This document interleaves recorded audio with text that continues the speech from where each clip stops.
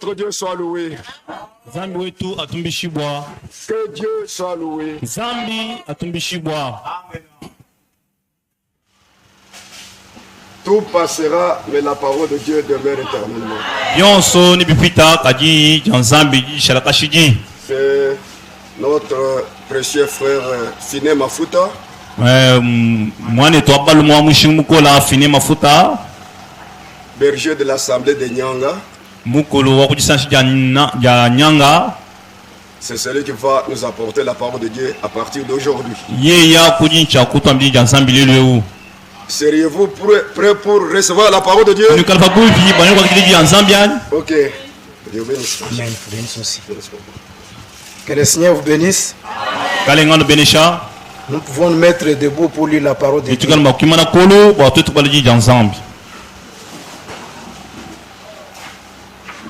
Je suis reconnaissant au Seigneur et à notre frère Crispin qui est le berger de ce qu'il m'a permis de m'adresser au peuple de Dieu ce soir. Nous lisons dans Psaume chapitre 55.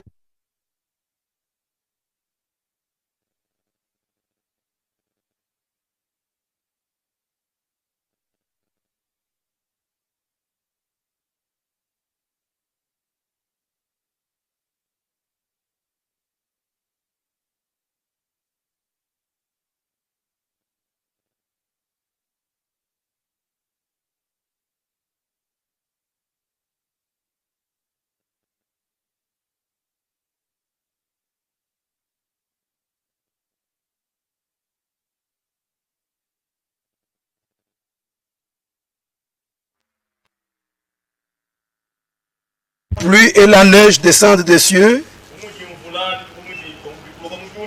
et n'y retourne pas sans avoir arrosé, fécondé la terre et fait germer les plantes.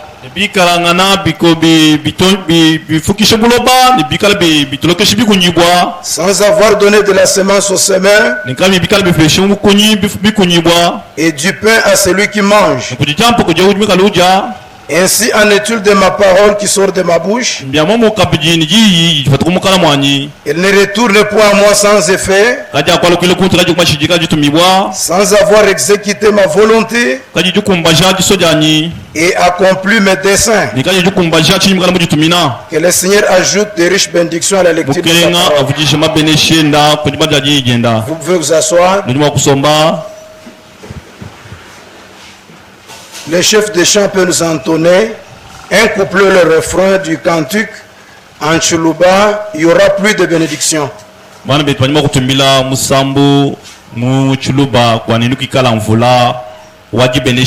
Un couplet, le refrain.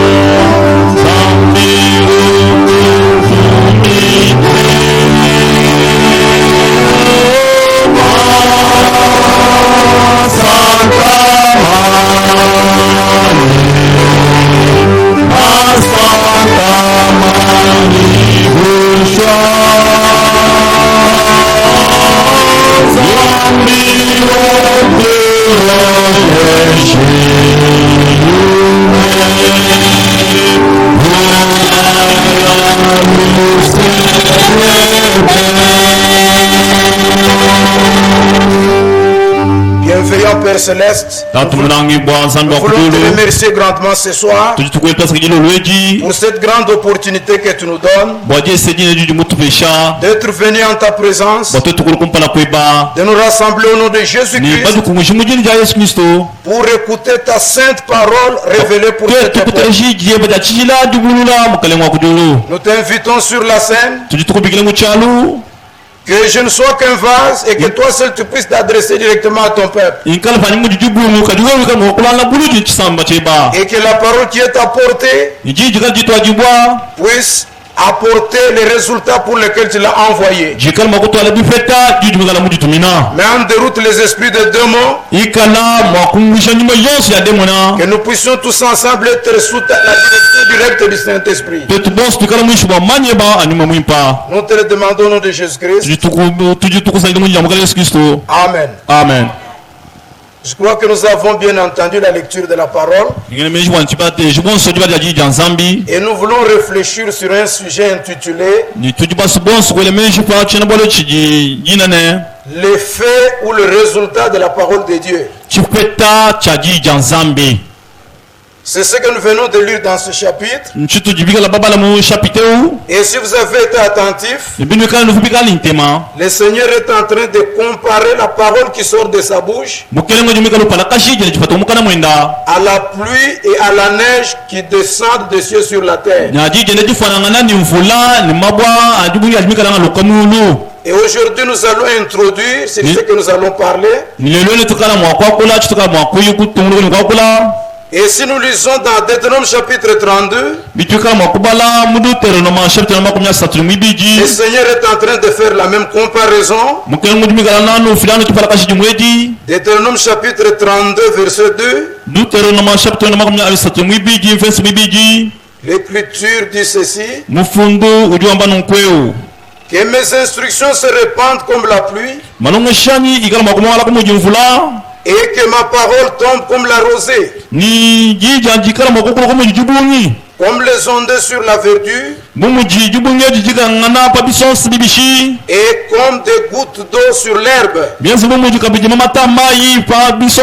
Si vous êtes attentif à cette lecture, vous constatez que le Seigneur fait la même comparaison que dans Ésaïe chapitre 55.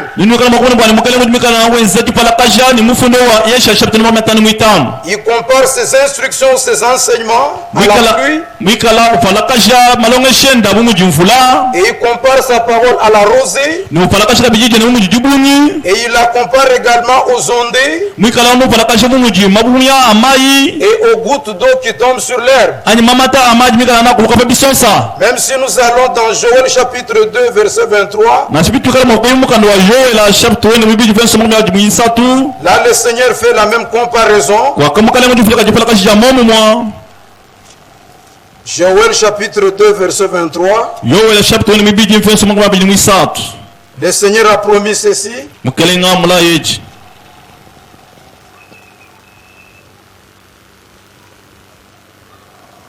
il est dit, et vous enfants de Sion, soyez dans l'allégresse et réjouissez-vous en l'Éternel votre Dieu, car il vous donnera la pluie en son temps. Il vous enverra la pluie de la première et de l'arrière-saison comme autrefois. Ici, le Seigneur a promis une double action de l'Esprit. La pluie de la première et de l'arrière-saison.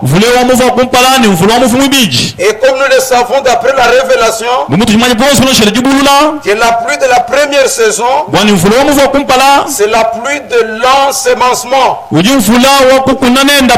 C'est la pluie de l'enseignement qui vient en premier, qui est appelée mourée en hébreu. Et par la suite, à la fin, viendra la pluie de l'arrière-saison. Et la pluie de l'arrière-saison, c'est la pluie de la moisson, pour amener la semence à pleine maturité, afin que vienne la moisson. Mais la pensée ici est que la première pluie, c'est la pluie de la parole de Dieu. C'est la pluie de l'enseignement. Et quand la pluie et la neige descendent des cieux sur la terre, elles produisent un résultat. Elles laissent un effet à la terre. Comme nous l'avons lu, que quand la pluie et la neige descendent des cieux sur la terre, elles arrosent la terre, elles fertilisent la terre, elles font germer le plant, et le semeur à la semence, et le mangeur peuvent avoir du pain. Que le Seigneur soit glorifié. Et si que le Seigneur fait une comparaison, il lui dit que ainsi en est-il de la parole qui sort de ma bouche. Quand la parole de Dieu sort de sa bouche, elle exécute sa volonté et elle accomplit ses desseins. Car nous savons que le Seigneur notre Dieu a une volonté pour son église et il a des desseins qu'il doit accomplir en faveur de son église. Comme nous pouvons les lire dans Hébreux chapitre 10, le Seigneur a une volonté à exécuter en faveur de son église. Hébreux chapitre 10, il nous est dit ceci au verset 7. Alors j'ai dit, voici je viens dans les rouleaux du livre. Voici je viens dans les rouleaux du livre, il est question de moi pour faire, oh Dieu, ta volonté. Que le Seigneur soit glorifié. Et si vous avez été attentif à la lecture, ici il est question du Seigneur Jésus, qu'il a été question de lui dans les rouleaux du livre, dans les Écritures, pour faire la volonté de Dieu, pour accomplir la volonté de Dieu en faveur de son église. Et Dieu a des desseins en faveur de son église, comme nous pouvons aussi les lire dans Thessaloniciens. Dans 2 Thessaloniciens chapitre 1, au verset 11, il est dit ceci. C'est pourquoi aussi nous prions continuellement pour vous, afin que notre Dieu vous juge digne de la vocation qui vous a été adressée, et qu'il accomplisse par sa puissance tous les desseins bienveillants de sa bonté et l'œuvre de votre foi.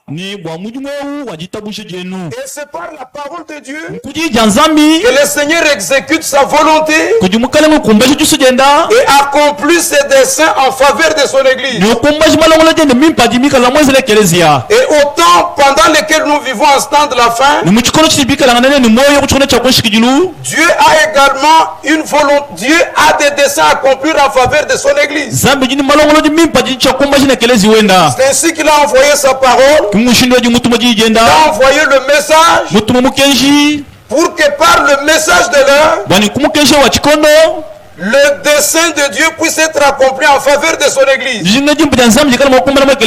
Afin que par le message de l'heure, la volonté de Dieu puisse être exécutée en faveur de son église. Que le Seigneur soit glorifié. Et comme nous pouvons aussi le lire, que le message accomplit le dessein de Dieu en faveur de son église. Parce que si vous retournez dans Psaume chapitre 1, là il nous est parlé du vrai croyant. Nous pouvons le lire. Psaume chapitre 1, il nous est dit ceci. Psaume chapitre 1. Psaume chapitre 1 verset 1. Et l'homme qui ne marche pas selon les conseils des méchants. Il ne s'arrête pas sur la voie des pécheurs. Il ne s'assied pas en compagnie des moqueurs. Mais qui trouve son plaisir dans la loi de l'Éternel. Il est comme un arbre planté près des courants d'eau, qui donne son fruit en sa saison, et dont le feuillage ne se flétrit point. Tout ce qu'il fait lui réussit. Et si nous constatons le verset 3, là, le véritable croyant est comparé à l'arbre qui est planté près d'un courant d'eau, et qui produit les fruits en sa saison. Et le messager, quand il prend cette écriture, dans la prédication restitution de l'acte de l'épouse, il montre que le fruit en sa saison, c'est le fruit de Dieu. Dans l'âge où les prophètes l'apportent, les fruits, ce n'est pas tellement le message, mais le fruit, c'est le résultat du message divin. Dans l'âge où les prophètes apportent le message. Que le Seigneur soit glorifié. C'est pourquoi la parole qui nous a été envoyée en ce temps, c'est la parole qui est sortie de la bouche de Dieu. Parce que ce n'est pas le message de Frère Branham, mais c'est le message de Dieu qu'il a confié à Frère Branham. Et ce message que Dieu a envoyé doit accomplir la volonté de Dieu, doit produire un résultat divin dans l'église, dans l'âge où nous vivons. Que le Seigneur soit glorifié. Et si nous retournons au commencement, nous comprenons qu'au commencement de la création, dans Genèse chapitre 1, chaque fois il nous est dit, Dieu dit, qui est. Et ce que Dieu avait dit, c'était sa parole parlée. Et la parole parlée de Dieu a produit un résultat. Et les résultats, c'est le cieux et la terre qui ont été créés. Et toutes les œuvres de la création. Et les semences qui ont été plantées à la suite de la parole parlée. Et nous avons la prédication, la parole parlée, la semence originale.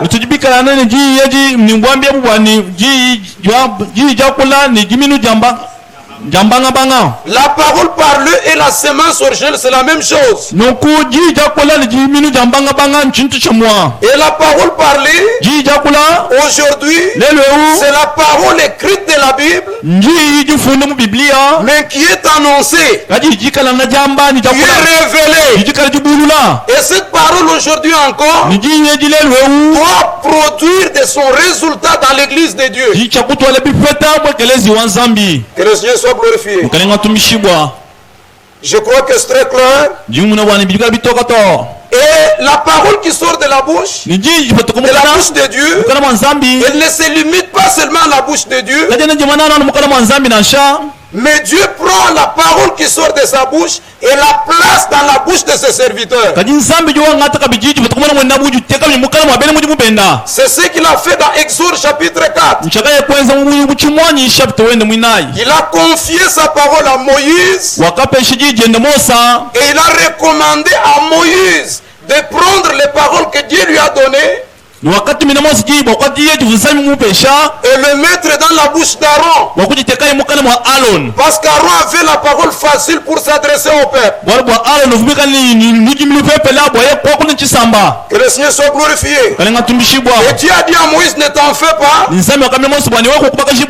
Moi je serai avec ta bouche et la bouche d'Aaron, et je vous enseignerai ce que vous aurez à faire. Que le Seigneur soit glorifié. Pour gagner du temps, je crois que cette écriture a été lue par notre frère Romain. Il fait en ligne en 1 Roi chapitre 17 verset 24.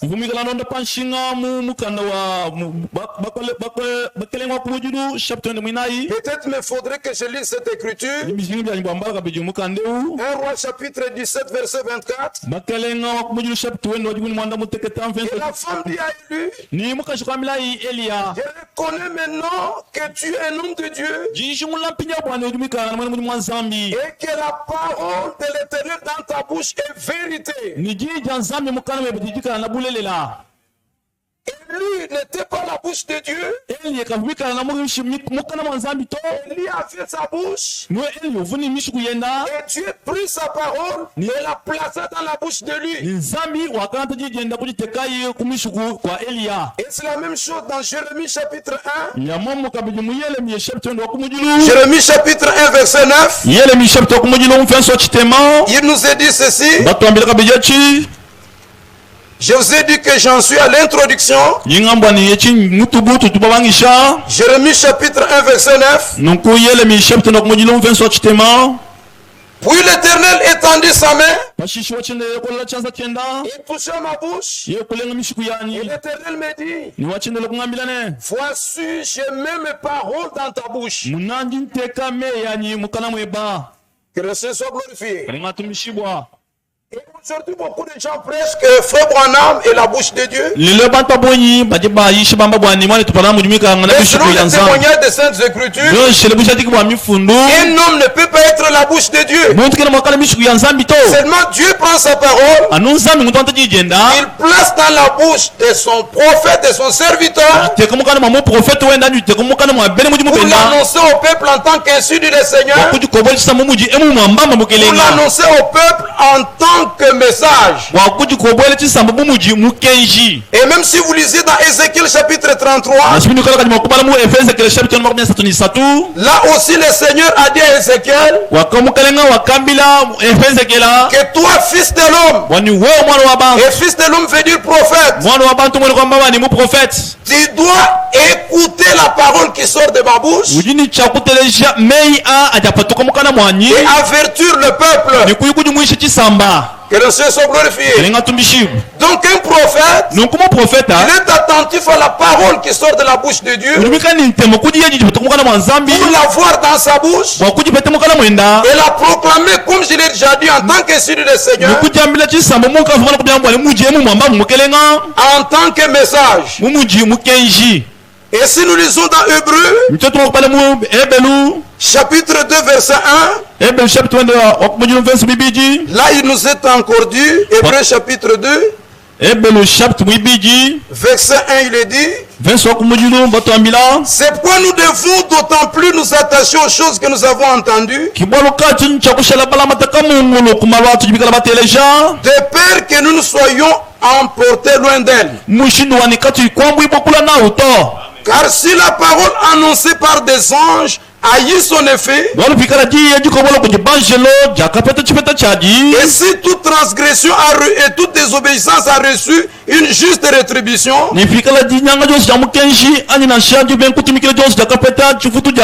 comment échapperons-nous en négligeant un si grand salut qui, annoncé d'abord par le Seigneur, nous a été confirmé par ceux qui l'ont entendu. Et ici la pensée maîtresse est au verset 2. Et sur la parole annoncée par des anges a eu son effet. La parole que les anges avaient annoncée a eu son effet. Parce que ce n'était pas leur propre parole, mais c'était la parole que leur Dieu donna d'annoncer. C'est quoi cette parole-là eu son effet? C'est quoi cette parole-là eu son résultat?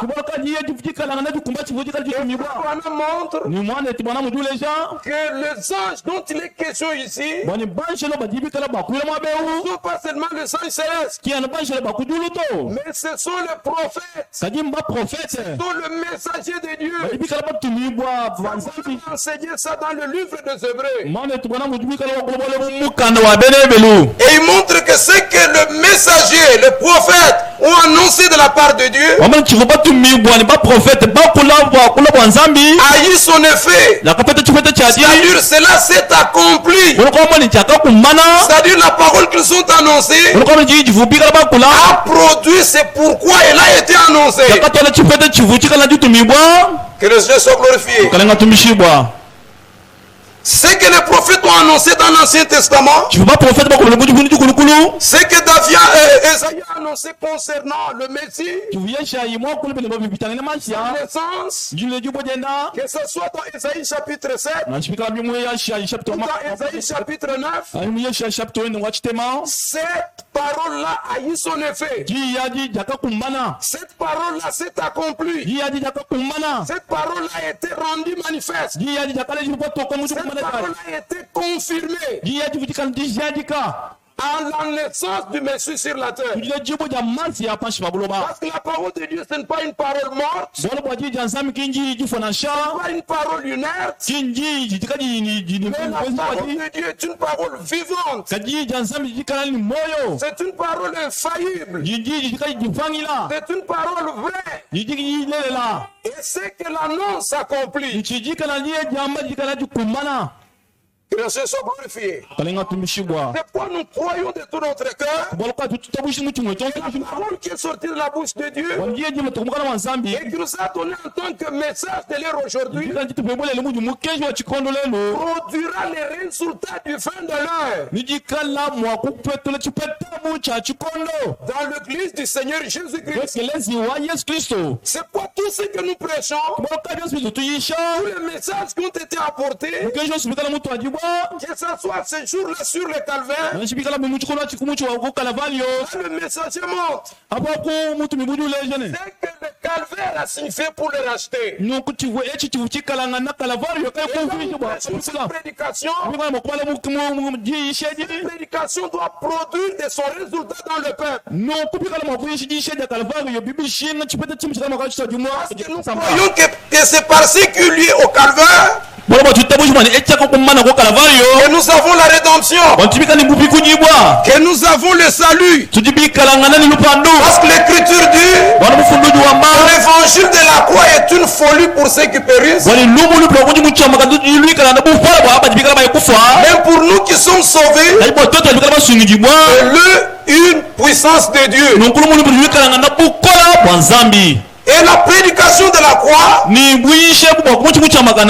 c'est la prédication donateur de la vie, donateur du salut. Et quand nous prêchons ce qui a eu lieu sur la croix, cela doit avoir de son effet. Si nous prêchons la repentance, cela doit avoir son effet dans l'église. Si nous prêchons la nouvelle naissance, cela doit avoir son effet dans l'église. Si nous prêchons le baptême du Saint-Esprit, le baptême du Saint-Esprit, cette parole doit avoir de l'effet dans l'église. Dans la retransmission du dimanche, du Saint-Esprit, comme au temps de la Bible, il ne doit pas y avoir de retard. C'est une expérience que nous devons faire promptement. Si nous prêchons la délivrance totale, la délivrance totale doit être effective dans l'église du Seigneur. Que le Seigneur soit glorifié. Même si nous prêchons le mystère de la rédemption, parce que nous croyons que le livre scellé de cette sceaux, c'est aussi le livre de rédemption. Et quand il est révélé, il parle du racheté, il parle de racheter, il parle du rédempteur, il parle de la chute dans le péché et de la solution que Dieu a prise pour relever l'homme de la chute. Et Frère Branham a montré que quand le mystère du livre de rédemption sont révélés, alors les élus, les rachetés, dont les noms sont dans le livre de vie de l'agneau, peuvent entendre leur nom être appelés, peuvent se sentir que c'est d'eux qu'il s'agit. Et j'ai fait cette expérience dans notre assemblée. Quand j'ai prêché sur le mystère du livre de rédemption, j'ai constaté qu'il y a des gens qui se sentaient concernés, qui venaient dans l'église par eux-mêmes.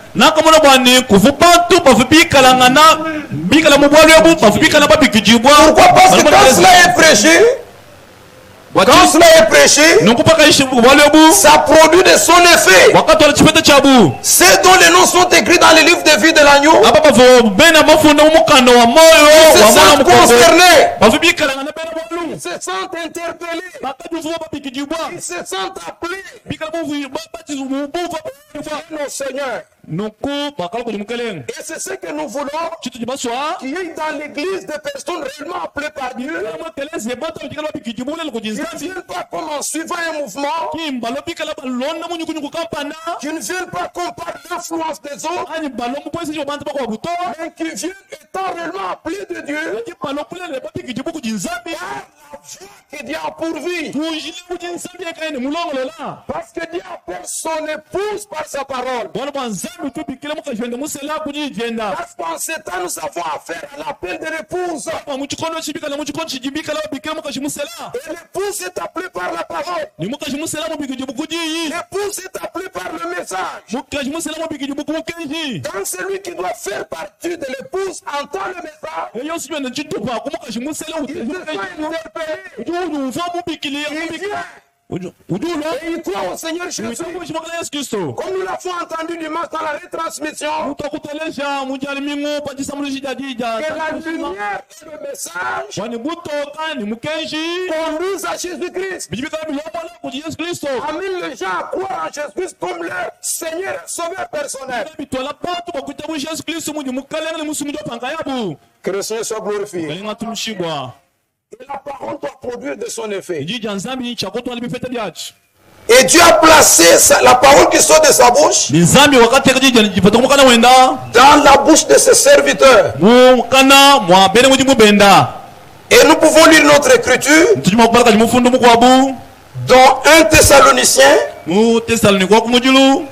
1 Thessaloniciens chapitre 2. 1 Thessaloniciens chapitre 2.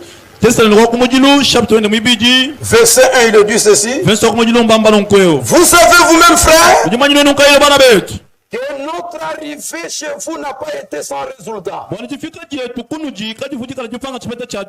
Paul avait été mandaté de Dieu. Et vous pouvez lire les paroles de son mandat dans Actes chapitre 9. Et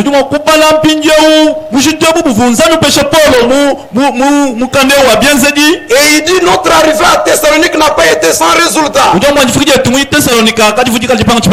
Ce n'est pas sa présence physique qui a pu produire un résultat. Mais c'est parce qu'il est arrivé à Thessalonique avec le ministère que Dieu lui a donné, avec la parole et avec l'esprit qui était derrière.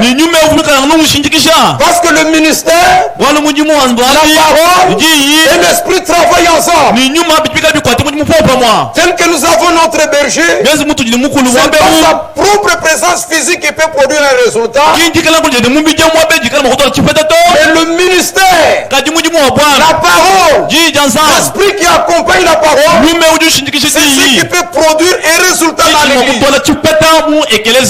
Amen. Amen. Et notre prière est que pendant que nous apportons la parole, que le résultat du vin de la parole puisse être manifesté dans le peuple. Est-ce que vous le voulez? Il dit après avoir souffert et reçu des outrages à Philippe, comme vous le savez, nous prîmes de l'assurance pour notre Dieu, pour annoncer l'évangile de Dieu au milieu de bien des combats. Car notre prédication ne repose ni sur l'erreur, ni sur des motifs impurs, ni sur la fraude. Maintenant, il est en train de décrire dans quel état il a apporté l'évangile, pour que cet évangile ait de son effet à Thessalonique. Amen. Amen. Et c'est ce que frère Franck dit, que la prédication de la parole ne peut apporter son résultat que si elle est apportée dans l'état où Paul l'a apporté à l'église. Car il dit que notre prédication ne repose pas sur l'erreur, ni sur des motifs impurs, ni sur la fraude, pour que l'évangile ait de son effet dans l'église. Il faut que ceux qui prêchent réellement la parole de vérité. Pas une erreur. Car Dieu ne peut pas confirmer l'erreur. Il faut que ceux qui prêchent ne soient pas animés de motifs impurs. Des motifs impurs comme la popularité, comme le motif d'argent, comme une course au pouvoir, ou une course aux fonctions dans l'église. Car Paul l'a dit, qu'il y en a d'autres qui prêchent Christ par des motifs qui ne sont pas purs. Amen. Amen. Et si nous prêchons la parole avec des motifs qui ne sont pas purs, nous prêchons l'évangile pour l'argent, nous prêchons l'évangile pour la popularité. Ça peut être bien l'évangile, ça peut être bien Christ crucifié que nous prêchons, cela n'aura pas de son effet dans l'église. Il dit notre prédication n'est pas fondée sur la fraude. Parce qu'un serviteur de Dieu, c'est un homme honnête. Mais selon que Dieu nous a jugé digne de nous confier l'évangile, parce que c'est lui que Dieu désigne pour apporter la parole, il le juge digne pour cela. Il le trouve convenable pour cela. Ainsi nous parlons non comme pour plaire à des hommes, mais pour plaire à Dieu qui sonde nos cœurs. Pour que l'évangile ait de son effet dans l'église, il faut que ceux qui prêchent ne prêchent pas dans l'intention de plaire aux hommes, mais de plaire à Dieu. Car beaucoup de gens veulent plaire aux hommes, ils prêchent la parole par complaisance. Des fois ils cherchent à élever les hommes, et cela des fois non pas de tout cœur mais par hypocrisie. Parce que l'écriture dit, il y a aussi ceux qui aiment par intérêt. Il y en a aussi qui aiment par intérêt. Oh, que le Seigneur soit glorifié. Il dit nous prêchons non pour plaire à des hommes, mais pour plaire à Dieu qui sonde nos cœurs. Jamais en effet nous n'avons usé des paroles flatteuses.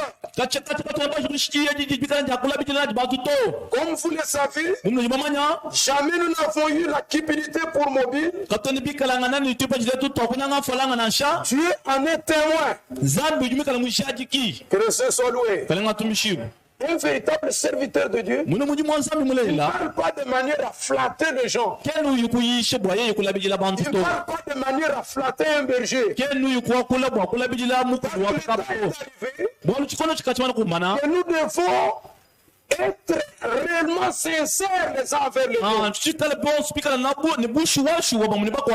l'œuvre de Dieu est faite en l'hypocrisie, l'œuvre de Dieu n'est pas faite en la sincérité, il n'y aura pas un bon résultat divin dans l'église par la parole. Amen. Amen. Il y en a des gens, ils arrivent dans une église, et quand ils prêchent le lève le berger, non pas réellement de tout cœur, mais juste pour racheter sa confiance. C'est ainsi qu'aujourd'hui, le message puissant que Dieu a accordé semble ne plus avoir le fait qu'il devrait avoir.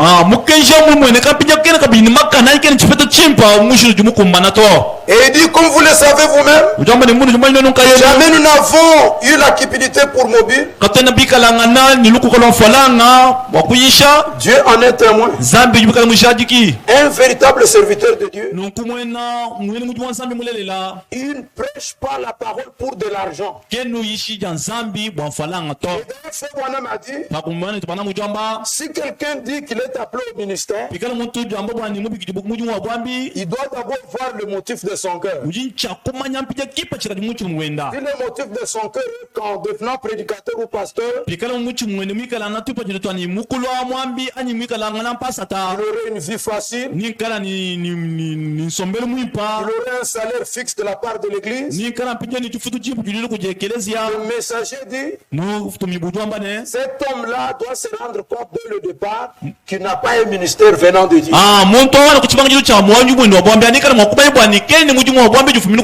Et s'il s'engage dans le ministère, il se creuse lui-même son propre trou dans lequel il tombera plus tard. Oh, que Dieu soit glorifié. Il dit, nous n'avons point cherché la gloire qui vient des hommes, ni de vous, ni des autres. Un serviteur de Dieu ne prêche pas pour la gloire. Il ne prêche pas pour être connu. Il ne prêche pas pour être vanté. Amen. Amen. Si nous prêchons dans ces buts, la parole n'aura pas de son effet dans le peuple. La parole de Dieu, le message de Dieu ne produira pas le but pour lequel Dieu l'a envoyé.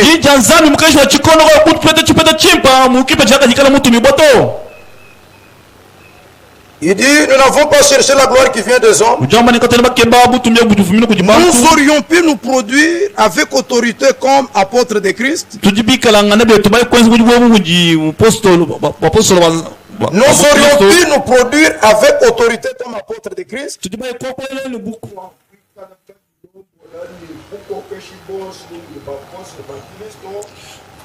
Mais nous avons été pleins de douceur au milieu de vous.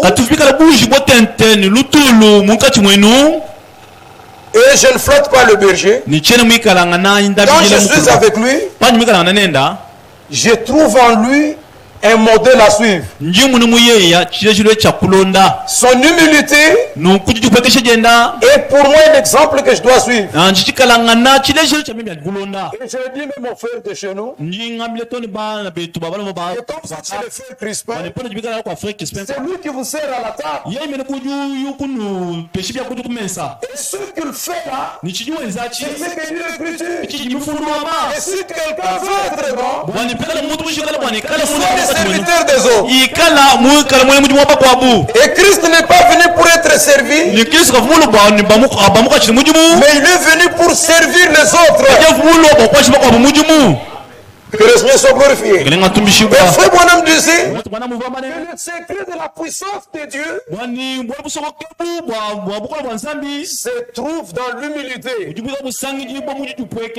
Plus une église est humble, plus les serviteurs de Dieu sont humbles, la puissance de Dieu se manifestera aussi. Amen. Amen. Nous avons été pleins de douceur au milieu de vous. De même qu'une nourrice prend une tendre soin de ses enfants, nous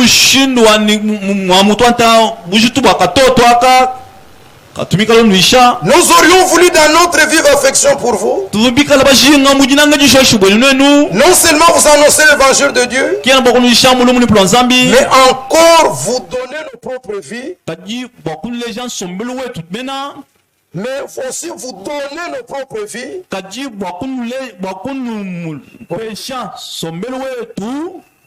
notre propre vie. Donc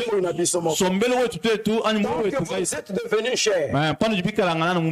Donc c'est dans cet état d'esprit que Paul a apporté l'évangile pour que cet évangile puisse avoir de son effet à Thessalonique. Et le messager dit que Paul est le modèle pour tous les messagers des âges de l'église antérieure.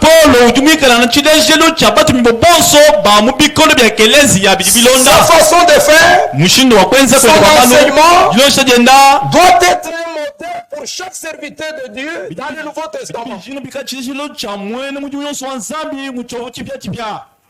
Que le Seigneur soit glorifié. Et à Thessalonique, il y a eu un résultat divin. La parole a produit de son effet. Comme Paul lui-même en rend témoignage dans 1 Thessaloniciens, chapitre 1, verset 5, il rend maintenant le témoignage de l'effet que la parole a eu parmi les croyants. Il dit ceci: notre évangile, ne vous ayant pas été prêché en parole seulement, mais avec puissance, avec l'Esprit Saint, avec une pleine persuasion, car vous n'ignorez pas que nous nous sommes montrés ainsi parmi vous à cause de vous. La parole que Paul prêchait n'était pas seulement la mécanique, mais c'était la mécanique et la dynamique. Il prêchait en parole et l'Esprit accompagnait la parole qu'il prêchait. Et la puissance de Dieu était rendue manifeste. C'est dont nous avons besoin encore aujourd'hui. Parce qu'en Corinthiens, Paul dit que nous avons prêché de manière à ce que votre foi ne soit pas fondée sur les discours persuasifs de la sagesse humaine, mais que votre foi soit fondée sur la puissance de Dieu. Amen. Amen. Est-ce que vous voulez qu'il en soit encore aujourd'hui? Il en soit encore aujourd'hui. Parce que comme j'ai prié mercredi, que notre prière et que Dieu fasse la fin comme il a fait au commencement. Parce que le message que nous avons, c'est la restauration de tout ce qui est au commencement. Pas seulement l'enseignement, mais aussi la même puissance qu'il y avait dans l'église au commencement. Que le Seigneur soit glorifié. Et c'est ainsi qu'il a prêché l'évangile. Et il rend témoignage ce verset s'il dit: et vous-même, vous-même les croyants, vous avez été mes imitateurs, c'est du Seigneur. La parole a eu tellement de l'effet dans les croyants de Thessalonique que ceux qui ont écrit voulaient prendre pour modèle le Seigneur et l'apôtre Paul. Pas prendre modèle sur la vie naturelle de l'apôtre Paul, mais prendre pour modèle la vie de Christ qui se trouvait dans l'apôtre Paul. Car aujourd'hui, beaucoup de gens ils veulent ressembler à Frère Branham, porter les chapeaux large bord comme Frère Branham, porter les pantalons jeans comme Frère Branham. Et ce n'est pas notre modèle. Notre modèle, c'est la vie. Si nous voulons prendre modèle sur Frère Branham, nous devons prendre modèle sur la vie divine de Christ qui se trouve en lui. Amen. Amen. Beaucoup de gens veulent imiter l'apparence extérieure, l'habillement, s'habiller comme le berger s'habille. Il n'y a pas tellement de mal à ça. Mais ce qui est important, c'est prendre pour modèle la vie de Dieu qui se trouve dans le berger.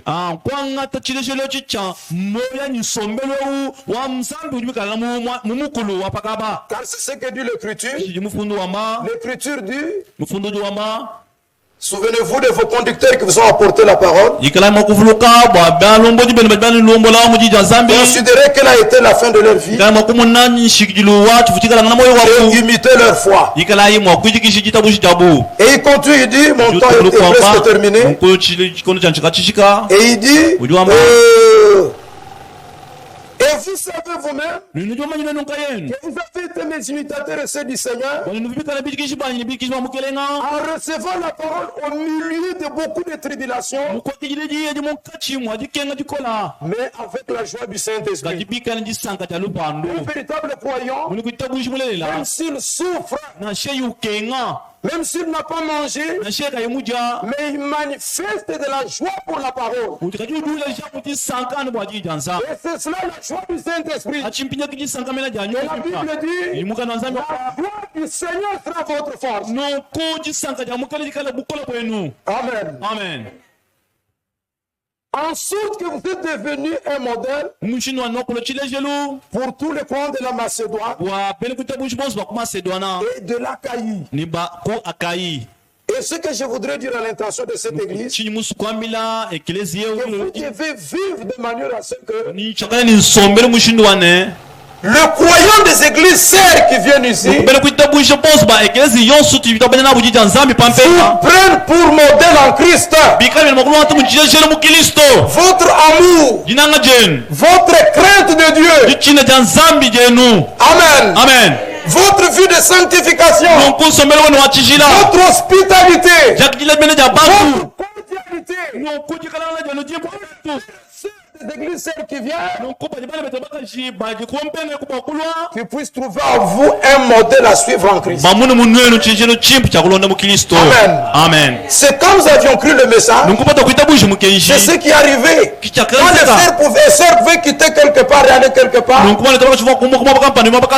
retournaient avec un témoignage. Ils retournaient avec le témoignage d'amour. Ils retournaient avec le témoignage de la puissance de Dieu qui agit dans l'église. Amen. Amen. Si les frères et sœurs qui viennent ici retournent avec un témoignage de vous,